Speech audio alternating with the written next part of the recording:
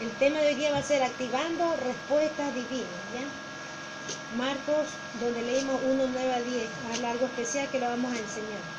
Hermanos, dice activando respuestas divinas. ¿Qué es activar? Poner en práctica. ¿Ya? Díganme una ahí.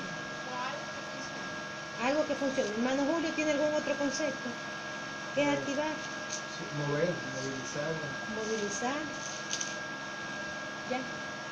Trae un conceptito un concepto secular. Dice así. Activar es hacer que un mecanismo se ponga en funcionamiento para actuar en ese mismo momento o en un momento posterior. Amén. Hacer que un mecanismo se ponga en función. Es como usted ayuna por alguna petición. Yo le contaba a Katy de un evento que me pasaba en Ecuador. Y yo ayunaba y oraba para que Dios me libere. Y no pasó nada. Cuando yo vine a Chile, 4 meses me vine sola, solito, sin necesidad de orar por el asunto. Fui liberada. Totalmente. ¿Por qué? Porque ya estaba activado el mecanismo. Faltaba nomás el lugar donde Dios iba a hacer la obra total. ¿Sí me entiende? Entonces, así en diferentes formas. Mire, hermano, ¿cómo activar una respuesta del gobierno? ¿Quién me dice? Que el gobierno le dé una respuesta a usted. ¿Cómo usted activa? En lo secular, del gobierno que le dé una respuesta. Tienen que ir a los entes encargados ¿Y qué tiene que hacer ahí? buscar a las personas, llevar documentos. Eso. ¿Usted qué dijo, Katy? Lo mismo que el más joven. No, es que yo estaba hablando como lo espiritual. No, es en lo secular. ¿Cómo se activa una respuesta del gobierno? Enviar usted una carta explicando alguna petición y ellos le responderán positiva o negativamente, ¿ya? Pero sabemos que nuestro Dios siempre es por el bien nuestro. Siempre va a decir algo que nos sirva. Amén. Entonces eso es como activar, ¿ya? Para que entendamos qué es activando respuestas divinas. Vamos a activar que Dios responda, hermano. ¿Cómo, hermano? Dice, ¿cómo Jesús? Vamos a verlo con ejemplos ya de la Biblia. Y vamos a leer en la Biblia. Dice, ¿cómo Jesús activó que los cielos se abran? Ya. Vamos a abrir. Ahí donde leyeron, Marcos 1, 9, 10. Léalo nuevamente. ¿Cómo Jesús activó que los cielos se abran? El que tenga cualquier lugar. Aconteció en aquellos días que Jesús vino de Nazaret de Galilea y fue bautizado por Juan en el Jordán. Y luego, cuando subía del agua, vio abrirse los cielos y el Espíritu como paloma descendió sobre él. Mis hermanos, ¿cómo Jesús activó que los cielos se abran? ¿Usted entendió esto? ¿Cómo activó Jesús que los cielos se abran? Se le dijo a Juan que lo bautizara. Ya. Mire, hermano. Está bien. Dice,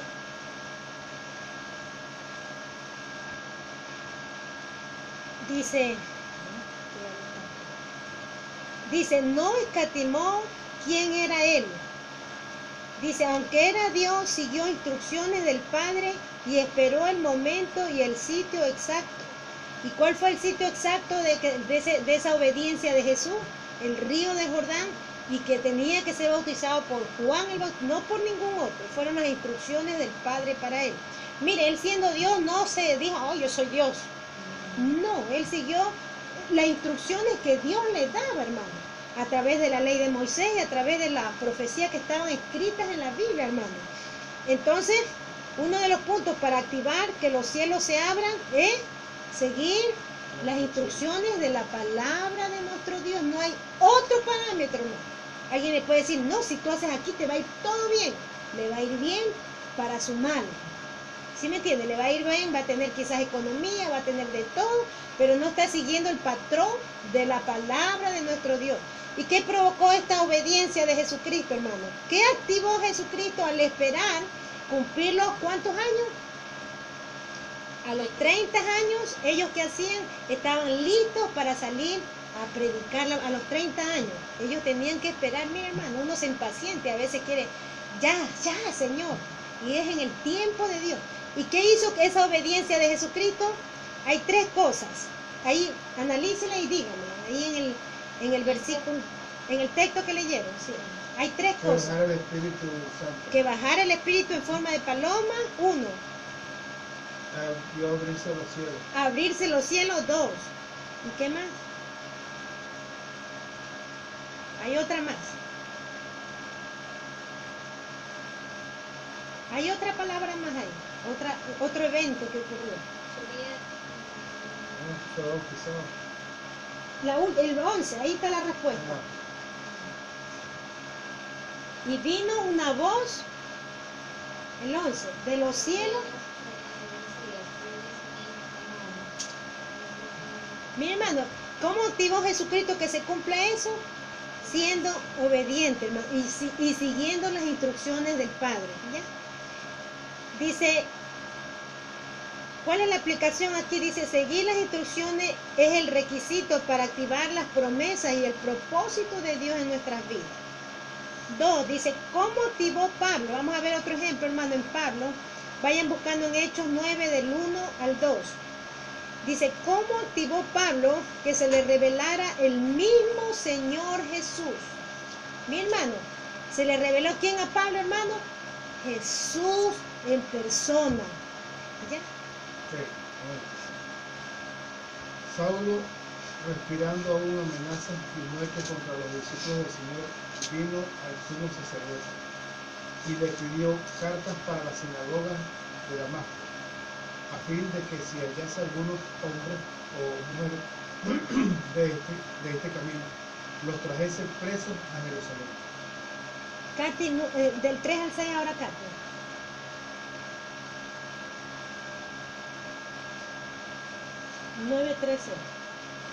Hechos, 9:13. pero ¿qué capítulo? 9. 13. ¿De 3 al 6? Sí. Más yendo por el camino, aconteció que al llegar cerca de Damasco, repentinamente le rodeó un esplendor de luz del cielo. Sí, hasta el 6. Y cayendo en tierra oyó una voz que le decía, Saulo, Saulo, ¿por qué me persigues? Él le dijo, ¿quién eres, Señor? Y le dijo, ¿a quién tú persigues? Dura cosa te es de dar,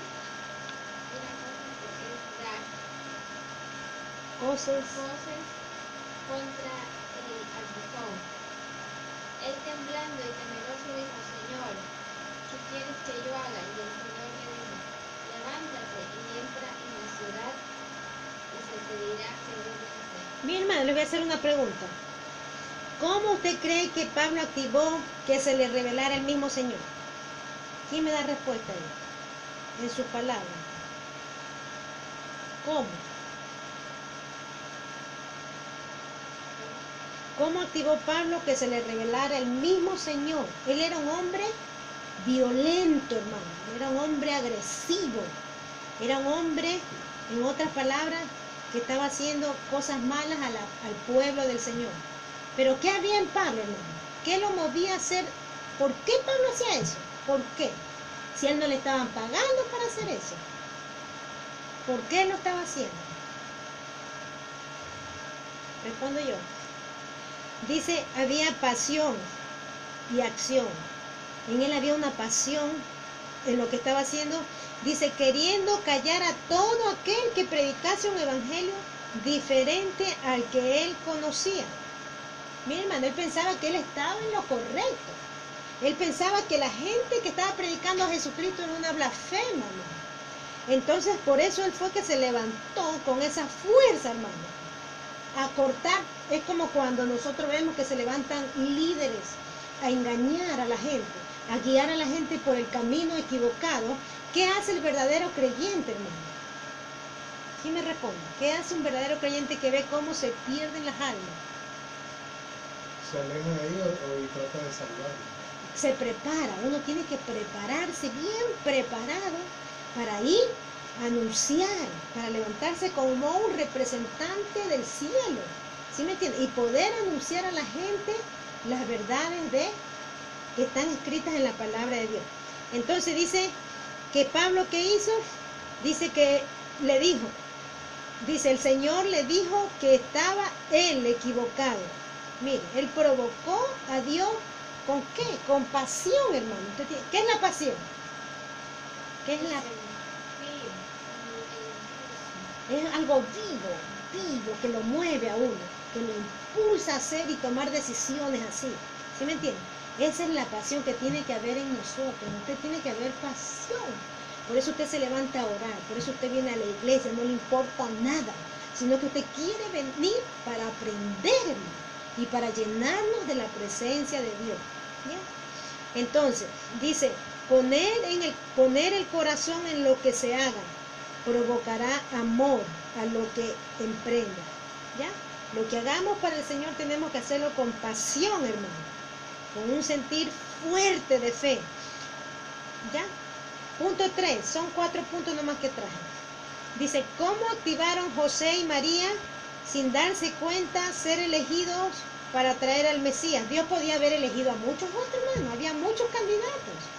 Ella era una mujer linda en Dios, cumplía los requisitos, pero también habían otras, hermano. Pero ¿por qué ellos? ¿Por qué José y María? ¿Por qué, hermano? Vamos a ver en la Biblia, Mateo 1 del 18 al 19. Lee. ¿Estás escuchando, Davidcito? Lea Mateo 1, 18 y 19. El que encuentre, lee. Es corto este mensaje. Mateo 1, 18 y 19.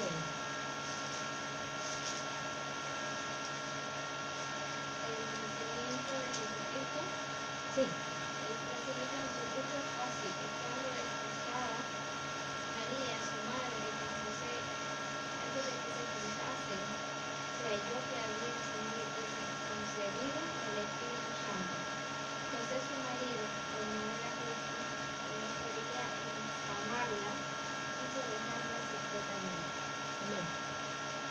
Mira, hermano, para entender esto, yo estaba leyendo un poquito de cómo eran las bodas judías. Las bodas judías no son como las bodas que hay aquí. Las bodas judías hacían fiestas, hermano. Antes de casarse hacían semana de fiesta y comida. Y después de casado también hacían otra semana, hermano, donde él y ella no se podían allegarse sexualmente, ¿no? O sea, conocerse se llama, según la Biblia. No es como ahora, que las personas dicen, bueno, él va a ser mi esposo y tú vas a ser mi esposa, y se van rapidito a hacer lo que no deben. Ellos se guardaron así, me imagino que también hubieron personas también ahí que hacían lo mismo, pero ellos, de entre toda la gente que quería obedecer a Dios, ellos guardaron la obediencia y las instrucciones conforme a la ley que Dios les había dado, cómo conducirse. ¿Sí me entienden? Entonces ellos fueron personas, por eso dice que antes, ellos ya estaban casados, hermano. Y cosa que el Espíritu Santo, mi hermano, usted no se da cuenta que esto es como una casualidad. Estos eventos, años de años, ocurriendo así.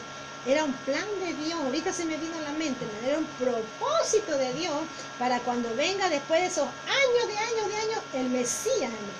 Y nazca a través de una mujer, porque ya estaban como que estén casados los esposos.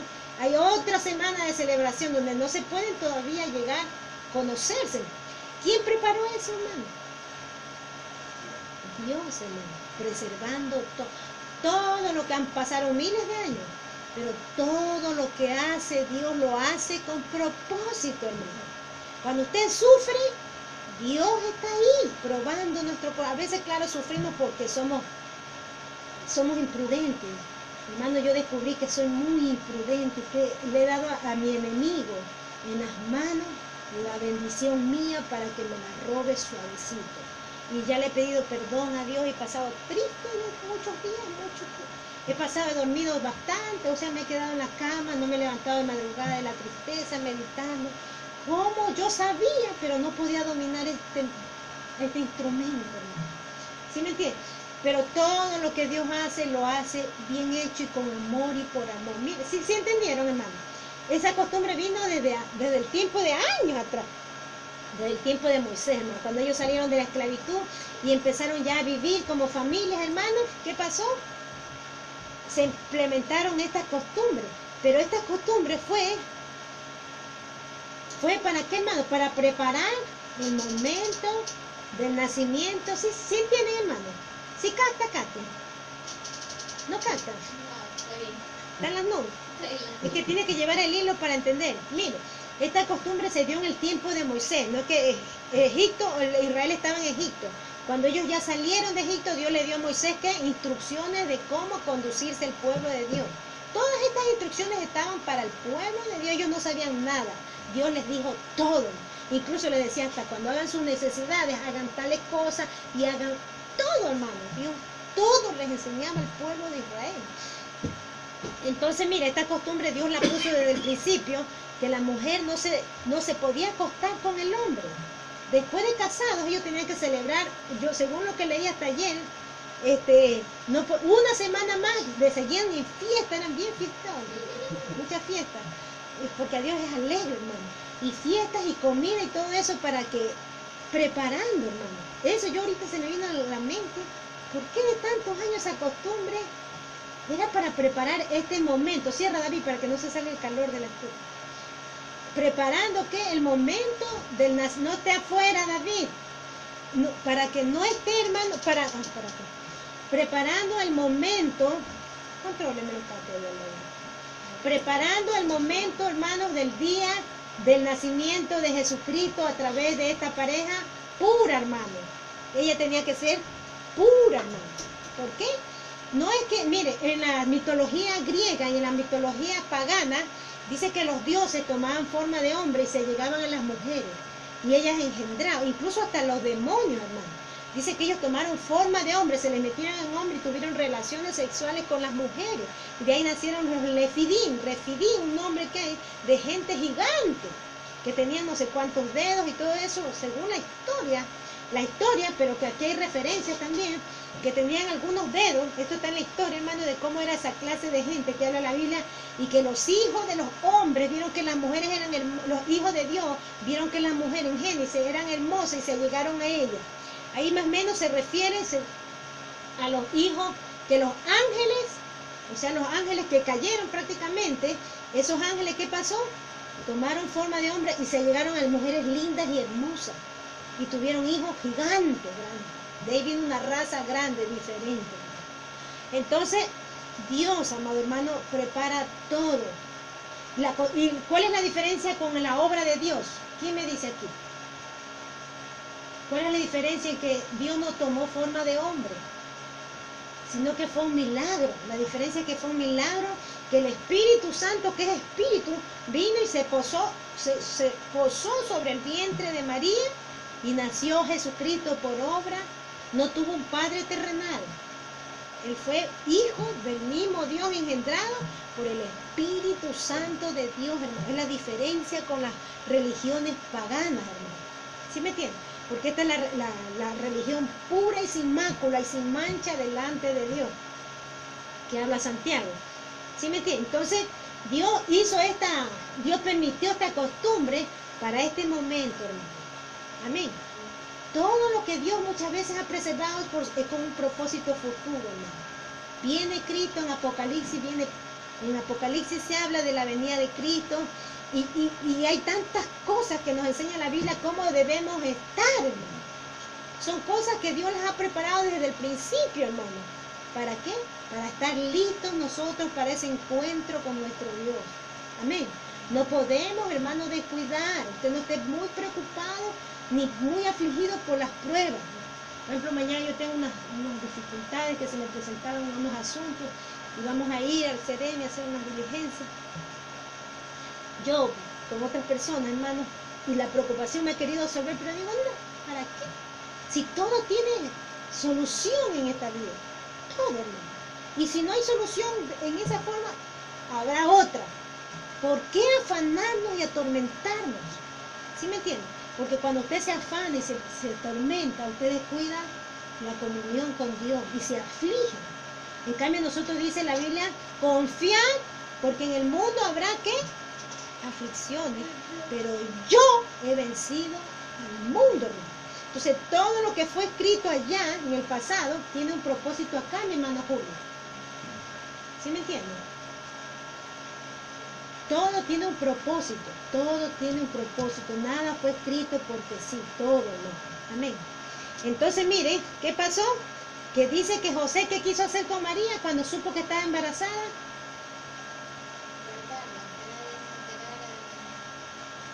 Él quiso, dices, dejarla secretamente. ¿Por qué, hermano? Porque él era justo. Porque si él comunicaba, ¿qué pasaba con María? La mataban apedreada. Las mujeres adúlteras las mataban apedreadas. Y como él era justo, no quería que a ella la dañen, hermano. Entonces él le iba a dejar en secreto. Pero ¿qué provocó, hermanos, la rectitud de José y la pureza de ellos? Que un ángel, mire, ¿qué activaron ellos?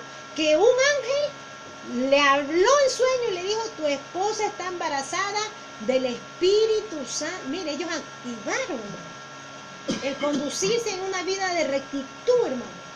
Activa que Dios lo elija a usted para su gloria, para que Dios lo tome en cuenta, para que usted sea una persona para su gloria en el momento de Dios. ¿Sí me entienden? En el momento de Dios, Dios va a hacer lo que tiene que hacer. Usted no desmaye, no se aflija, sino que sufra como buen soldado de Jesucristo y adelante. Amén. Dice, pase lo que pase, estar dispuestos a creer a su palabra y seguir su guía, a su nombre. Si vieron que siempre tiene algo nuevo en la palabra, hermano. Cada domingo yo aprendo algo nuevo. Yo no sé si a ustedes les pasa eso, pero yo cada domingo que preparo la palabra aprendo algo o entiendo mejor algo de lo que quizás ya sabía. O descubro algo nuevo, hermano. Amén. Porque la palabra, ¿qué es? ¿Quién me dice? Es vida. Es vida, hermano. La palabra es vida y eficaz. Y más importante que toda espada de dos filos. Y por último, hermano, ya vamos terminando, se alegra David. Dice, ¿cómo Jacob activó su bendición? Y mi hermano Julio, Génesis 32, 24 al 31. Y Katy, Génesis 33, del 1 al 4. ¿Ya? Y terminamos. Génesis 32, 24 al 31. Y el suyo 33, del 1 al 4. Primero 32. 24 al 32. Sí, 32 del 24 al 31, en voz alta. Así quedó Jacob solo, y luchó con él un varón hasta que rayaba el alba. Y cuando el varón vio que no podía con él, tocó en el sitio del encaje de su muslo, y se descoyuntó el muslo de Jacob mientras con él luchaba. Y dijo, dejadme, porque raya el alba. Y Jacob le respondió, no te dejaré, y si no me bendices. Y el varón le dijo, ¿cuál es tu nombre? Y él le respondió, Jacob. Y el varón le dijo, no se dirá más tu nombre, Jacob, sino Israel, porque has luchado con Dios y con los hombres y has vencido.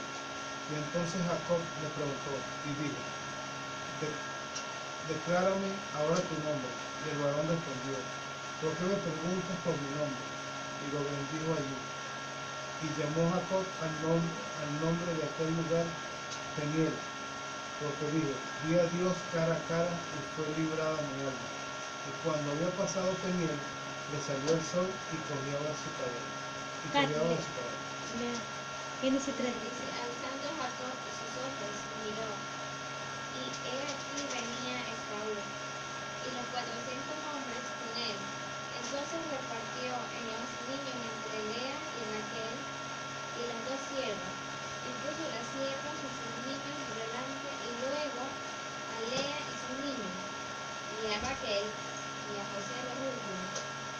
Y él pasó delante de ellos y se inclinó a la tierra 7 veces hasta que llegue su hermano. ¿Hasta qué? Hasta el 4. Pero Esaú corrió a su encuentro y le abrazó, y se echó sobre su cuello y le besó y lloraba. Ya. Ustedes saben la historia de Jacob y Esaú, ¿han leído? En Génesis, Katy, no Julio. Jacob y Esaú eran dos hermanos gemelos. Y el uno nació por unos minutitos, no sé cuántos segundos, salió primero que el otro. Jacob. La bendición siempre era para el primogénito mayor. Como eran gemelos y el uno nació antes que el otro, en el mismo vientre estaban metidos los dos. Entonces él era el mayor, la bendición fue para Jacob. Pero en el camino, Jacob le jalaba lo mundano, le jalaba lo opuesto a la espiritualidad que tenía Jacob. Entonces, ¿qué hizo Jacob? Con su mamá planificaron, hicieron una trampa para su hermano y engañaron al papá y el papá, como ya estaba casi ciego, lo bendijo a él. Ya estaba ciego prácticamente y lo bendijo a él. O sea, tomó las cosas, hermano, que le correspondían a él por fe, hermano, porque él era un hombre que buscaba a Dios y el otro no. Al uno le correspondía por la costumbre, por la ley que Dios había dejado, pero espiritualmente le correspondía al otro, hermano, porque el otro era el que anhelaba, hermano. ¿Sí me entienden? Al uno le correspondía, ¿por qué? Por la justicia, o sea, por la ley, y al otro por lo espiritual, porque él tenía la tendencia de Dios. No sé si me capta. ¿Me entiende, Katy? Entonces, ¿qué pasó, hermanos? Engañaron y le robó por un plato de lentejas. Bueno, por un plato de lentejas. Lean ahí en la Biblia y ustedes van a ver cómo fue ese engaño. Pero eso sí, le dijo a Saúl, un día yo te mataré. Un día yo te mataré. Lo amenazó que lo iba a matar. Y entonces, ¿qué hizo él? Huyó. Porque estaba tan decidido, porque su hermano era cazador, andaba con armas. Le dio miedo y la mamá, asustada, lo mandó donde Padán Aram, lo mandó lejos de la familia de ella. Allá conoció a su mujer y todo el asunto y Dios lo bendijo. Pero pagó las consecuencias en su vida, hermano, de todo esto que uno hace. Ejemplo, como yo les daba el otro día, que digan, mire, hermano Julio, váyase al banco que están pidiendo un cheque, suponiendo que Katy es cheque también. Están pidiendo un cheque, vaya ya el lunes, que yo dije que iba a enviar un cheque, vaya. Y Katy está escuchando ahí. ¿Y qué dice Katy? Yo me voy antes. Yo le digo, váyase a las 11. Y Katy, un ejemplo, está escuchando, yo me voy a las 10 de la mañana a ganarme ese trabajo que yo necesito. Y va Katy y la toman a Katy. Y usted va a las 11 y usted se quedó sin pan ni pedazo. Ella es la culpable. Hermano, ella va a ser bendecida con ese trabajito, pero va a pagar las consecuencias por haber hecho algo indebido. Entonces, Jacob, ¿qué pasó? Le violaron a su única hija que tenía. Sus hijos, le ocurrieron muchas desgracias a los hijos de Jacob. Sufrió mucho él por haber cometido ese pecado. Porque Dios puede darnos la bendición en el momento de Dios. Nosotros nos apresuramos. ¿Y qué más, hermano, le pasó a Jacob? Jacob, hermano, dice, ¿cómo Jacob activó su bendición? Dice, porque recapacitó y, ¿qué más? Reconoció lo que él había hecho. Punto A, porque se arrepintió y luchó con el ángel. Punto B, fue cambiado su nombre en Israel como padre de la nación de Dios. Cuando activó su bendición, cuando activó el reconocer, hermano, la maldad que él había hecho, Dios, ¿qué? Lo bendijo, pero en la vida él sufrió las consecuencias. Cuando nosotros cometemos cosas que no son conforme a la voluntad de Dios y nos arrepentimos, nunca se olvide, Dios nos perdona. Pero las consecuencias de lo que hacemos las vamos a cosechar, hermano. Nunca se olvide. Lo que el hombre siembra, cosecha. ¿Ya? Entonces, ¿y qué le pasó a Jacob, mi hermano? Dice que él fue, ¿quién leyó esa parte donde dice que él, el 32, dice, por esto no comen los hijos de Israel? Por esto no comen los hijos de Israel hasta hoy día, del tendón que se contrajo, el cual está en el encaje del muslo, porque tocó a Jacob este sitio de su muslo en el tendón que se contrajo. Yo no sé si, dice que en el tendón del muslo, este es el muslo, puede ser de aquí. Porque Jacob, hermano, él dice que rengueaba de la cadera para allá. No es que él cogía. ¿Cómo habrá sido? Yo no sé si ustedes han visto. ¿Cómo? Y cuando dice que él venía donde su hermano. Cuando él venía donde Jacob era un hombre de... Venía, dice, ¿cómo lo habrá sido, hermano, que Dios lo tocó? Porque el hermano vino con 400 hombres y eso nomás traían cuando iban a la guerra o iban a atacar, hermano. Quizás cuando lo vio fue conmovido. Mire que Dios lo bendijo. ¿Y qué hizo el ángel, David? ¿Qué hizo el ángel? Tomó una espada. Un momento usted piense. Yo soy Jacob y David es Isaí. Y Esaú, estate ya ahí. Y Esaú está ahí con los 400 y yo voy caminando. Esto es horrible. Yo he visto gente horrible porque es de aquí, no es ni siquiera de acá, aquí. Entonces, ¿qué sintió que Dios lo toque a este hombre. ¿Qué sintió al verlo, su hermano todo después? Era el menor. ¿Menor qué? Compasión. Y Dios le dio, a través de esa compasión, le dio gracia, hermano. Pero esas son las secuelas cuando el hombre, ¿qué? Desobedece a Dios. Pero él se arrepintió. Y a través de esa forma, amados hermanos, él pudo tener el perdón de su hermano. Dios lo tocó, quizás en sueño, le dijo, no toques a tu hermano. Porque así Dios operaba, les daba sueño a las personas para que no toquen a los siervos de Dios cuando los querían matar, por ejemplo, a Abraham, etcétera, etcétera. Entonces, hermanos, vemos que cómo activó la bendición Jacob para que Dios le cambie el nombre, David. Pórtese bien, si no, no hay lo que le pregunté. Si desobedece, no. Algo le dijo. Ya, pero si una más, no más. Ya, mire, hermano. ¿Qué activó, hermano? A ver, ¿quién me responde? Yo ya dije la respuesta. ¿Qué activó que Jacob reciba el cambio de nombre de Jacob a Israel? ¿Qué activó eso? Hay que activar la bendición. ¿Qué activó? Sí, la obediencia, pero dos palabras yo les digo. Él recapacitó lo que había hecho, meditó lo que había hecho años atrás. Y cuando yo iba a regresar, y reconoció, él sufrió con el suegro lo engañó, lo mismo que él hizo con su hermano, el suegro lo hizo, le dio una mujer por la otra. Lea y Raquel, lean en la Biblia, está esa historia, hermano, porque lo que el hombre siembra cosecha, amén. Pero él reconoció, recapacitó y se arrepintió. Mira, hermano, en el libro de Levítico, las costumbres del pueblo de Dios. David, perdiste ya, perdiste. Mira, hermano, en la Biblia, la persona, y ahora en este tiempo y por todos los tiempos, tiene que haber en el pueblo de Dios la expiación y el holocausto. ¿Qué es la expiación? La expiación es cuando el hombre se arrepiente y es perdonado por Dios. Eran los ritos que tenían en el tiempo, los ritos que tenían, que era simbolizaba a Jesucristo que iba a venir, de la costumbre de que tenían que llevar ciertos animales por ciertos pecados, etcétera, etcétera. Era expiación y holocausto. La expiación era que tenía la persona que arrepentirse para recibir el perdón de Dios. Y el holocausto, que era otro animal, que era quemado totalmente, que representaba que la persona venía a formar parte de la congregación del pueblo de Israel. Y en este tiempo es sellado por el Espíritu de Dios como parte de la familia de Dios, hermano. Porque la iglesia puede estar llena, pero hijos de Dios no son todos, hermano. ¿Sí? Son todos los que son quemados total. ¿Qué es quemado totalmente? Un animal cuando se quema totalmente. ¿Qué queda del animal quemado totalmente? Queda ceniza, hermano. Usted tiene que quedar así, delante de Dios, ceniza, y decir, Señor, hágase tu voluntad y no la mía. Amén. Ahí es que nosotros elegimos el amor de los amores, primero Dios. Y no quiero nada si no es tu voluntad, Señor. Ahí es que usted empieza a orar de esa forma. Cuando usted se ha quedado en ceniza, hermano. Ahí.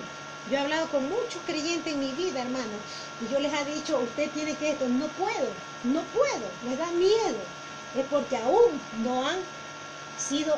no se han entregado como holocausto a Dios.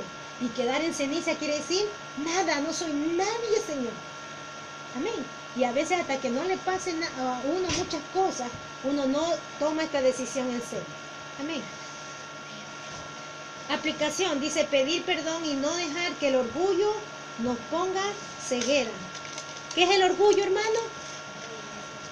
Orgullo, vanidad, ¿Qué es el orgullo? ¿Qué dijo? Vanidad. ¿Qué más dijo? Creerse tantas cosas que al final no son. Ya, ¿qué es la humildad? Humildad es sencillez, transparencia, hay muchas cosas. Ya.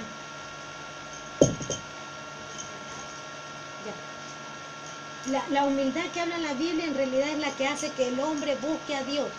Todo eso está bien, pero lo más espiritualmente es lo que el hombre lo hace que busque a Dios, que siente la necesidad de Dios en su vida. Usted ya no dice, no puedo ir a trabajar sin orar, No puedo salir sin orar.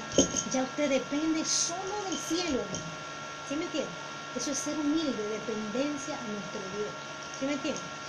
Y el orgullo es algo que no nos deja pedir perdón. ¿Cómo le voy a pedir perdón si fue el que me hizo daño? ¿No? ¿Qué le voy a...? ¿Sí me entiende? Es una dureza en el corazón que hace que usted no se humille. Ay, ya le pedí perdón a Dios. ¿Sí me entienden? El orgullo es un espíritu que los ojos altivos, el orgulloso es algo que Dios abomina, que es algo que no nos deja acercarnos y hacer la voluntad de Dios. ¿Sí me entiendes? Algo que nos hace tomar decisiones que no son las que están escritas en la palabra de Dios. Porque la Biblia dice, si tu hermano te ofendiere, tú deja tu ofrenda y anda primero, reconcíliate con él. Y hay mucha gente que ofrenda, que diezma y que hacen maravillas, que salen a predicar, que van al campo misionero. Y pastores que han muerto y Dios les ha dado buen testimonio que hay sin pedir perdón a su esposa. Amén. Entonces, Dios nos libre. Conclusión. Cuando el hombre se deja inquietar, dice, por descubrir o saber o tener respuestas de cosas que parecen que no son verdad o difícil de cumplirse, es el momento de activar un mecanismo que es la... ¿Cuál es ese mecanismo?